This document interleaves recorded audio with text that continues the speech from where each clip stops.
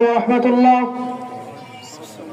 সংক্ষিপ্তভাবে বলতে চাই, আমার আকা সরকার দু আলম মুহাম্মদ আরবি সাল্লাল্লাহু আলাইহি সাল্লাম বলেছেন, বাইতুল মাদরি ওয়া লা হুমারিন ইল্লা আদখালাহুল্লাহু কালিমাতাল ইসলাম।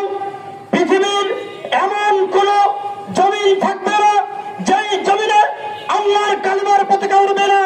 মরুভূমির মধ্যে এমন কোন পতাকা, এমন কোন তাবু থাকবে না যেই তাবুর উপরে আল্লাহর কালিমার পতাকা উড়বে না। সুতরাং মুসলমানদের চিন্তিত হবার কোন কারণ নেই। অন্ধকারের পরে আলো আসে, ইনশাআল্লাহ ইনশাআল্লাহ আমাদের আলো আসতেছে। আমরা যদি ইমানের উপর অবিচল থাকতে পারি, আমাদের জয় কেউ ঠেকাইতে পারবে না ইনশাআল্লাহ। আল্লাহর পয়গম্বর বলেন, আজকে ইহুদি আমাদের উপরে জুলুম নির্যাতন করে, অত্যাচার করে।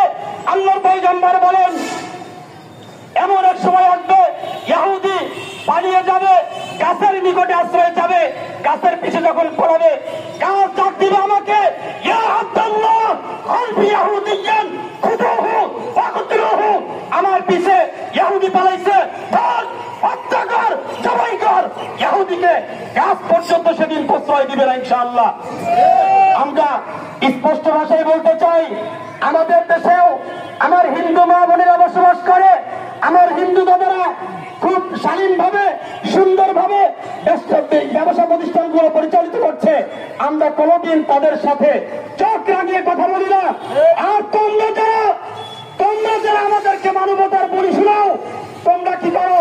তোমরা প্রকাশ্যে দিবালোকে হুঙ্কার দিচ্ছ ইসলাম মুক্ত ভারত চাও। আর কুলাঙ্গাররা তাকিয়ে দেখ, পাশের লাল কেল্লা মুসলমান নির্যাতন করে, মুসলমান প্রতিষ্ঠা করেছে। ভারতের উল্লেখযোগ্য যে দর্শনার্থী জায়গাগুলো আছে, প্রত্যেকটা জায়গা মুসলমানদের হাতে নির্মিত। তোদের কোন অস্তিত্ব ভারতবর্ষে ছিল না, তোরাও ছিলি না, তোদের কর্তৃত্ব ছিল না। আল্লাহর পয়গম্বরের যেই ওলামা ইকরাম আছেন, তাদের নেতৃত্ব ইংরেজদের হাত থেকে ভারত এসেছে। ভারতে ইসলাম প্রতিষ্ঠিত হয়েছিল।